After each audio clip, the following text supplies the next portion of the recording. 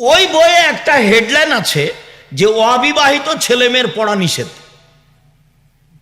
তো এখন হেডলাইন যে দেখে সেই পড়ে, মানে আছে কি, মানে হেডলাইনই ভুল, যে দেখে সেই পড়ে। তো এখন কি লেখা আছে হেডলাইনের পরে? লেখা আছে ভরা পেটে স্ত্রী মিলন হলে ছেলে ভ্যাংচা হয়, সফরের পূর্বে স্ত্রী মিলন হলে ছেলে টেরা হয়, চন্দ্র সূর্য গ্রহণে স্ত্রী মিলন হলে ছেলে কানা হয়। লা হাওলা ওয়ালা কুওয়াতা ইল্লা বিল্লাহ। আল্লাহ তুমি বাঁচাও। আল্লাহ বলছেন নিসাউকুম হারসুল্লাকুম ফাতু হারসাকুম আন্না শাইতুম। পৃথিবীর মানুষ তোমাদের স্ত্রী, তোমাদের জমি। পৃথিবীর মানুষ তোমাদের স্ত্রী, তোমাদের জমি।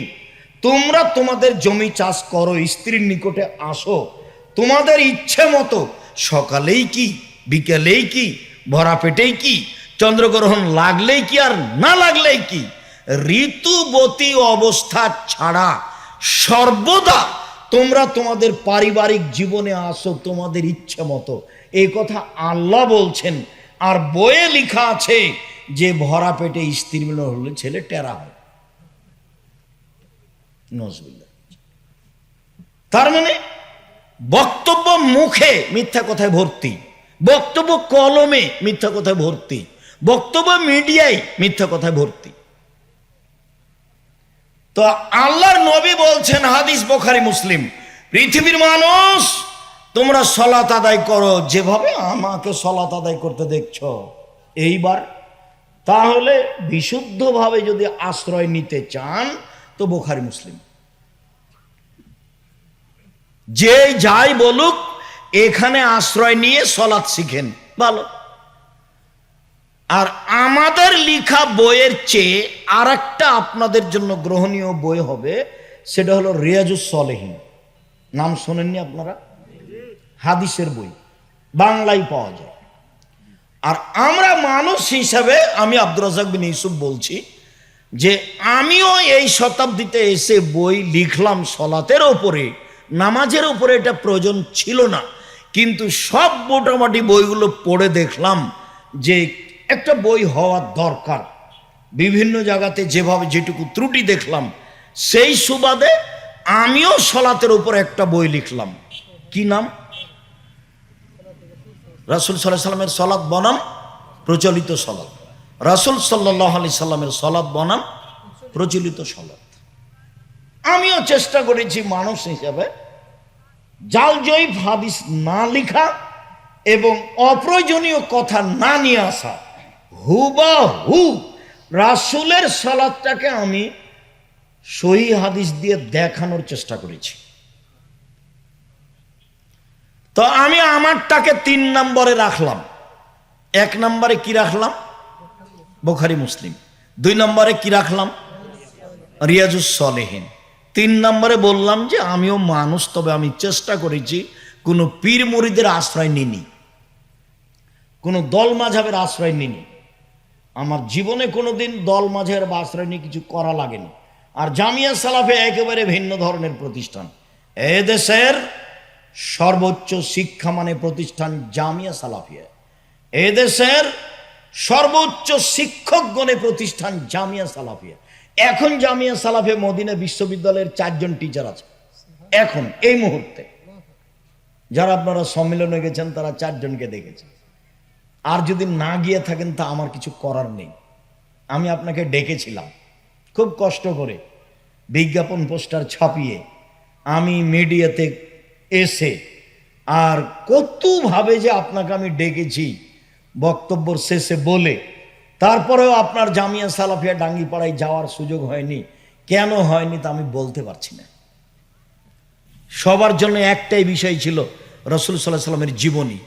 কেউ বদনাম নিয়ে মুখ খুলতে পাবে না, কারো বিরুদ্ধে মাযহাব নিয়ে কেউ মুখ খুলতে পাবে না। বাস নিজ নিজ বক্তব্য দিবে যেটা লিখে দিয়েছে।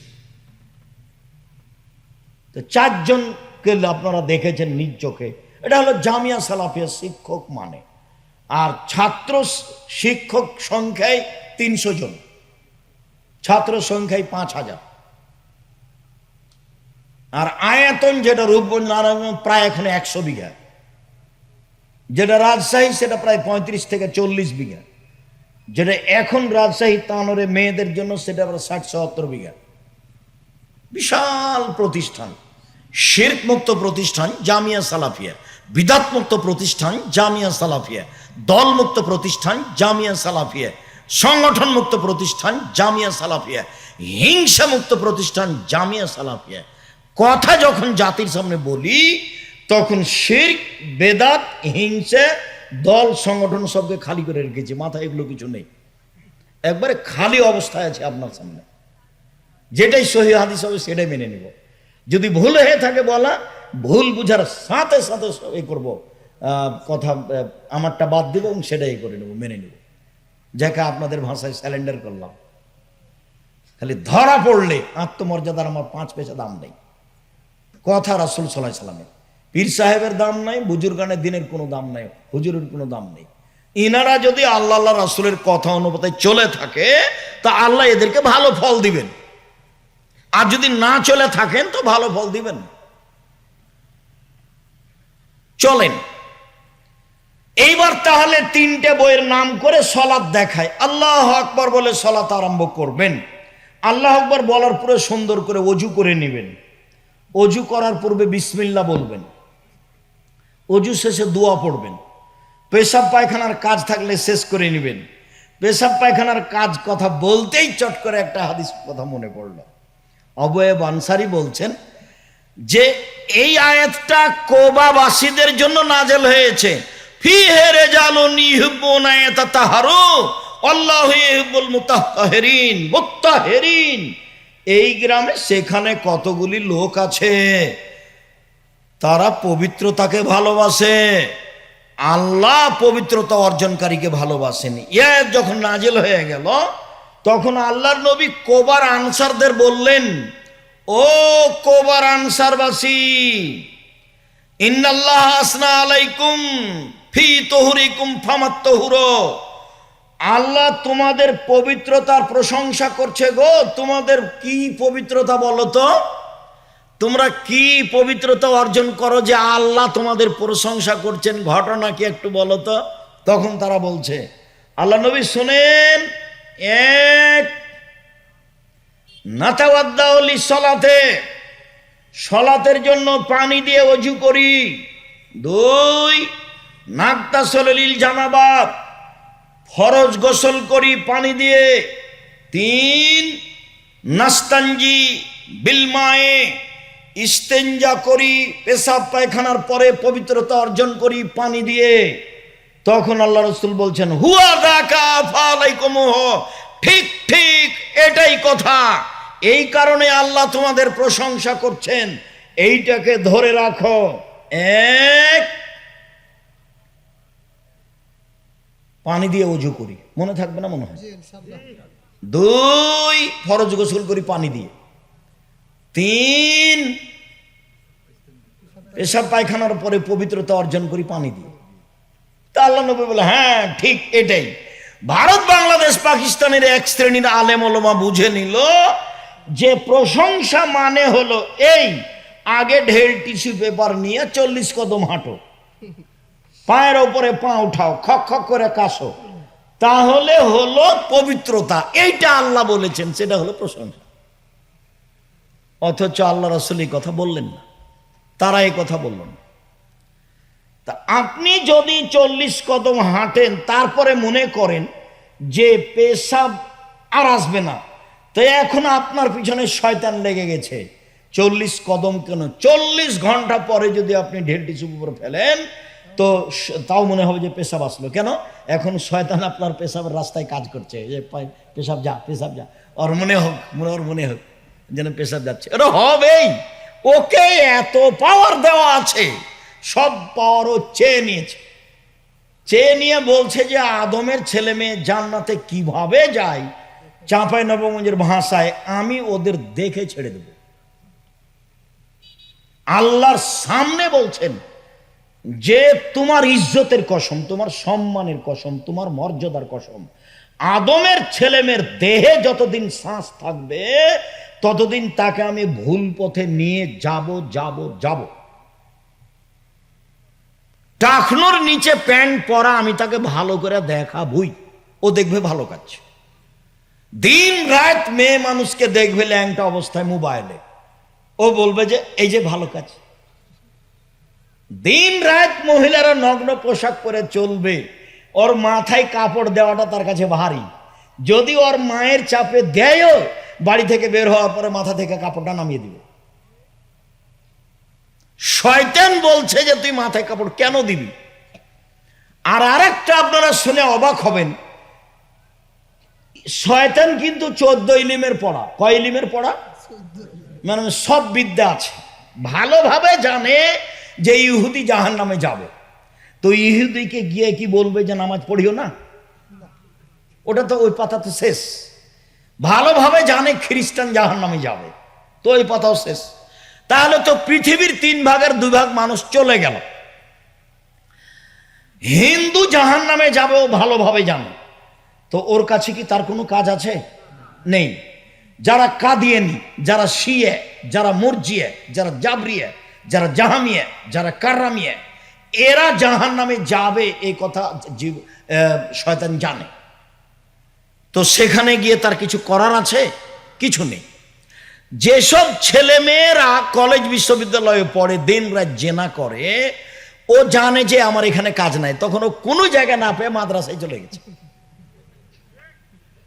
তা আপনি যখন সাদ করে ছেলেটা ভর্তি করেছেন মাদ্রাসায়, 3 মাস পরে আপনি গিয়ে দেখছেন যে ছেলে মাঠের মধ্যে খেলাচ্ছে। ইন্না লিল্লাহি ওয়া ইন্না ইলাইহি রাজিউন। আব্দুর রাজ্জাক সাহেব, আপনার উপরে ভালোবাসার দাবিতে ছেলে দিয়েছিলাম, যা শিখেছিল সেটাও ভুলে গেছে। তা আমি এখন কি দিয়ে বুঝাই? বলে একটু দেরি করেন, বিদ্যা তাড়াতাড়ি হবে না, অনেকদিন সময় লাগবে। শয়তান তাকে ধোঁকা দিবে, ও চেষ্টা করবে, শয়তান তাকে ধোঁকা দিবে, ও চেষ্টা করবে। তোমার ব্যাপারে বলি, একটা ছেলে কথা শোনো, তুমিও কিন্তু একবারে কসম করে বলেছিলে যে মেয়েটাকে আর দেখবো না মোবাইলে। তুই কসম করে শুয়েছ, 10 মিনিট পার হয়নি তুমি আবার ধীরে হাতটা দিলে মোবাইলে।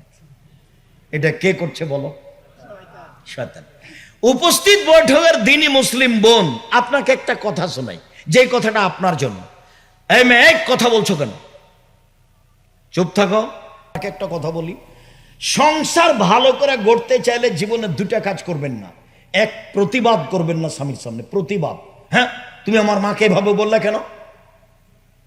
হ্যাঁ তুমি এই কথা বললে কেন? তুমি এই জিনিসটা করলে কেন?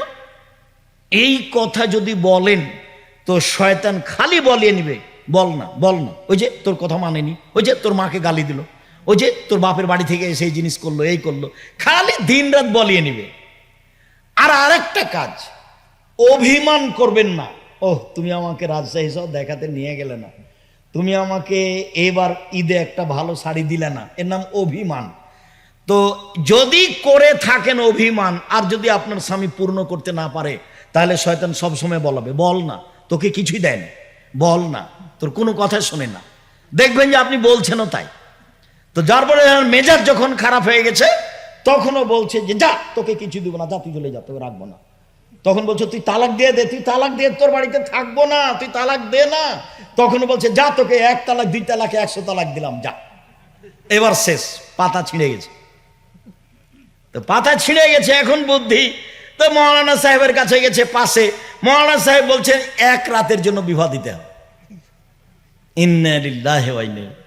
তখন আর খালা ফুফুরা বলছে চুপ থাক, এটাই বিধান, মেনে নে, মেনে নে, এটাই বিধান, 1 রাতের জন্য বিবাহ বসতে হবে। খালা ফুফু বলছে, তার মানে খালা ফুফু 14 ইলিমের পড়া, ফেকার বইয়ে লেখা আছে এসব কথা।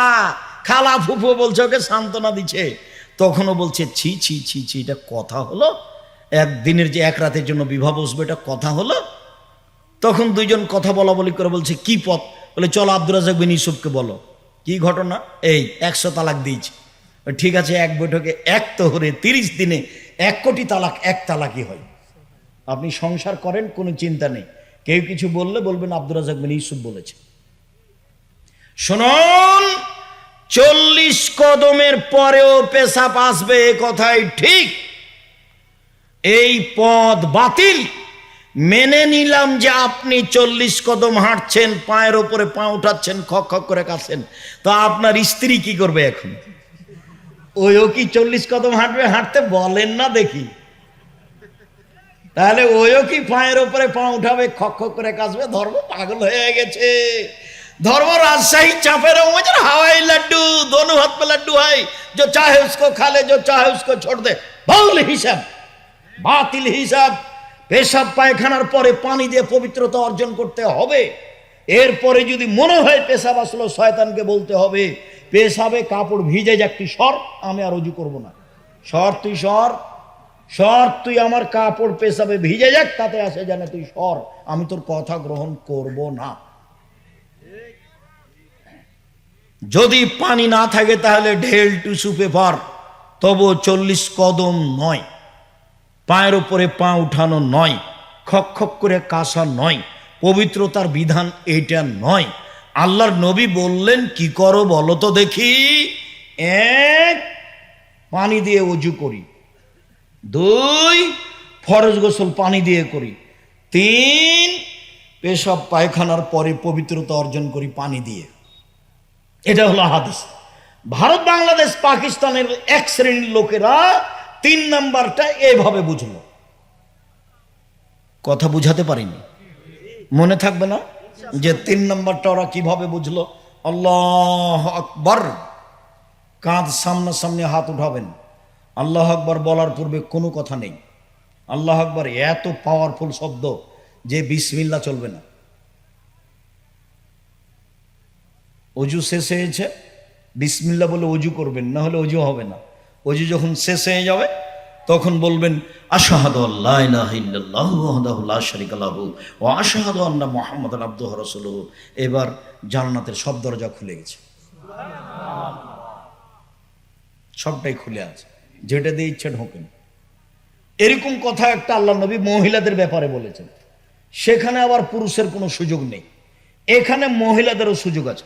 মহিলারাও যদি অজু করে বলে আশহাদু আল্লা ইলাহা ইল্লাল্লাহু ওয়াহদাহু লা শারীকা লাহু ওয়া আশহাদু আন্না মুহাম্মাদান আবদুহু ওয়া রাসূলুহু, তাহলে জান্নাতের সব দরজা খুলে গেছে। আর মহিলাদের জন্য জান্নাতের সব দরজা খুলে যাবে যেখানে আছে, সেখানে আপনাদের সুযোগ নেই। এক, 5 ওয়াক্ত সালাত মহিলা। 2, রমজানের সিয়াম রোজা। 3, স্বামীকে মেনে চলা, মিঠা লাগলেও তিতা লাগলেও। 4, জেনায় লিপ্ত না হওয়া। এই 4টা মহিলারা পালন করেছে, ওর জন্য জান্নাতের সব দরজা খুলে গেছে।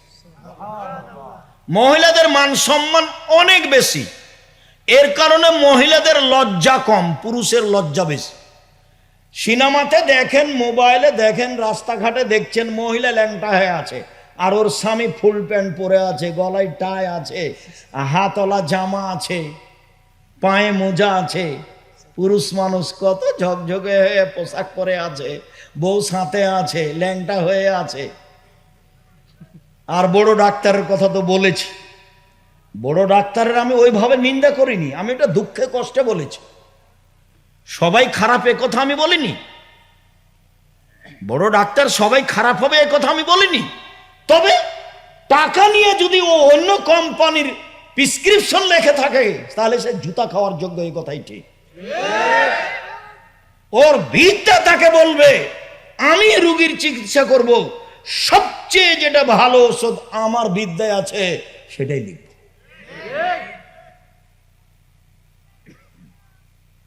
গলায় টাই আছে, পরনে প্যান্ট আছে, টাকনোর নিচে আছে, দাড়ি চাঁচা আছে, হাতে সিগারেট আছে। এইটা কোন থানা? সাথিয়া থানার কোন এক ভদ্র বড় ডাক্তার, আপনার পিজিতে ডাক্তারি করে 3 লক্ষ টাকা বেতন। গ্রামের বাড়ি আসলো, বাপ মা চাচা চাচি আছে, সবাই দৌড়িয়ে বের হয়েছে। দেখা গেল ছেলে গাড়ি থেকে নামলো এভাবে, একটু পরে বৌমা গাড়ি থেকে নামলো, হালকা হালকা গায়ে কাপড় আছে। একটু পরে নাতনি গাড়ি থেকে নামলো, গায়ে কাপড় নেই। একটু পরে দেখা গেল গাড়ির পিছনে কুকুর আছে। সহযোগিতায় যারা আছে সব মহিলা মানুষ। প্রেসক্রিপশনে যা লিখেছে ওই কোম্পানির লেখা আছে যে টাকা দিয়েছে। বলেন এ শিক্ষিত মানুষ কিনা? নিজের বিবেচনা নিজের কাছে রাখতে হবে, অন্যের কাছে দিয়ে ফলাফল ভালো হবে না। আল্লাহু আকবার বলার পূর্বে কোনো কথা নেই, এটাই সবচেয়ে পাওয়ারফুল শব্দ। আল্লাহু আকবার বলে ডান হাতের কবজি বাম হাতের কবজির উপরে রাখতে হবে, সহিহ হাদিস। বাহুর উপর রাখতে হবে সহিহ হাদিস, তারপরে বুকের উপর রাখতে হবে সহিহ হাদিস, নাভির নিচে রাখা যায় প্রমাণে হাদিস তিনটাই জয়ী। আবু হুরায়রা রাদিয়াল্লাহু তাআলা আনহু বলেন, আমি আল্লাহর নবীকে জিজ্ঞাসা করলাম, বেআবি আনতা উম্মি, আল্লাহর নবী আপনার নামে আমার পিতামাতা কুরবান হোক, মা তাকুলু ফি ইসকাতিকা বাইনা তাকবীর ওয়াল কিরাতে, আপনি আল্লাহু আকবার বলার পরে খানিকক্ষণ চুপ থাকেন, আপনি কি বলেন, কি বলেন আল্লাহর নবী একটু বলেন তো, আপনি চুপ থেকে কি বলেন? তখন আল্লাহ রাসূল বলছেন, আমি বলি আল্লাহুম্মা বাঈদ বাইনি ওয়া বাইনা খাতায়ায়া কামা বা'আদতা বাইনাল মাশরিক ওয়াল মাগরিব, হে আল্লাহ তুমি আমার মাঝে আর আমার পাপের মাঝে অত দূরত্ব করো পূর্ব পশ্চিম যত দূরত্বে রয়েছে, মানে পাপ যেন আমার ধারে কাছে না থাকে।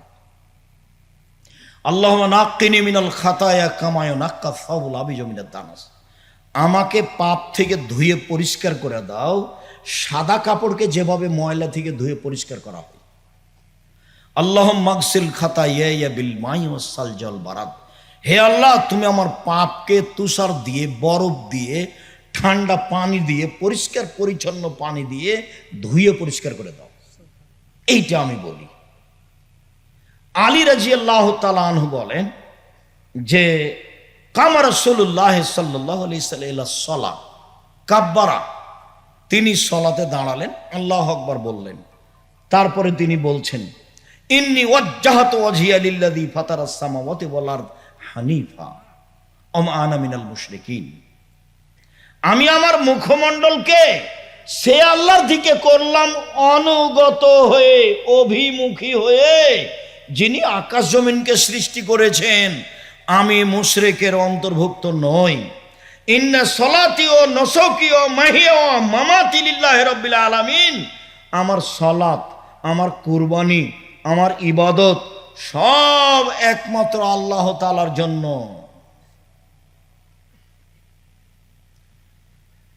লা শারীকা লাহু আবেদালে কমের তো ওয়ানা মিনাল মুসলিমিন, আল্লাহর কোনো শরীক নেই, এ আদেশ আমাকে দেওয়া হয়েছে, আমি বলবো আল্লাহর কোনো শরীক নেই, আমি বলবো আল্লাহর কোনো শরীক নেই, ওয়ানা মিনাল মুসলিমিন, আমি একজন মুসলিম। আল্লাহুম্মা আনতা মালিক আনতাল মালিক, হে আল্লাহ তুমি বাদশাহ, লা ইলাহা ইল্লা আনতা, তুমি ছাড়া কোনো মাবুদ নেই, আনতা রব্বি ওয়া আনা আবদুকা, তুমি আমার প্রতিপালক, আমি তোমার দাস।